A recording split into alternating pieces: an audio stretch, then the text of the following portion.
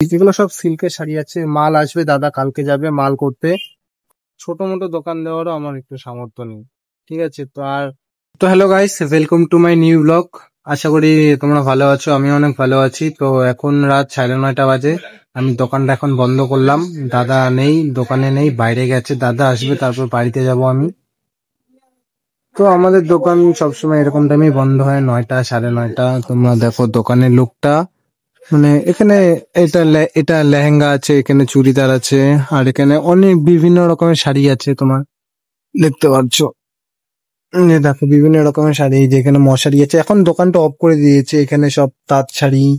মানে মানে এখন তো দোকানটা বন্ধ করে দিয়েছি, তাই কালকে রাতে দোকান বন্ধ করে দিছিলাম দেখে, মানে ভালো করে দোকানটা দেখাইতে পারিনি তোমাদেরকে। তো এখন বৃষ্টি পড়ছে বাইরে, তাই আমি মানে দোকানের উপরে আসলাম, যেটা গোডাউন বলে। গোডাউনে মাল গুছাইতে আসলাম।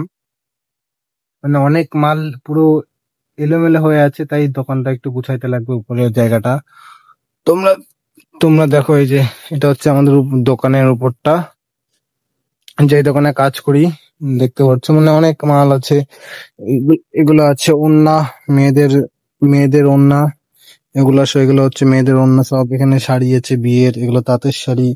সব রকমেরই শাড়ি আছে। তো যদি আমারও ইচ্ছা হয়, মানে নিজের এরকম দোকান হবে কাপড়ের, কিন্তু কাপড়ের দোকান করতে গেলে না, মানে অনেকটাই টাকার দরকার হয়, কিন্তু এত টাকার আমার সামর্থ্য নেই।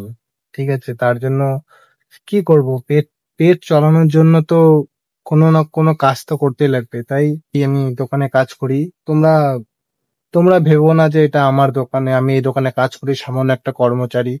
কর্মচারী হয়েও মানে স্বপ্ন দেখি ভাই। স্বপ্ন দেখা তো তোমার পাপ না, না স্বপ্ন তো সবাই দেখে। আমারও স্বপ্ন আছে, আমিও এরকম একটা বড় দোকান দিব, আমার বাড়ি হবে, গাড়ি হবে, সব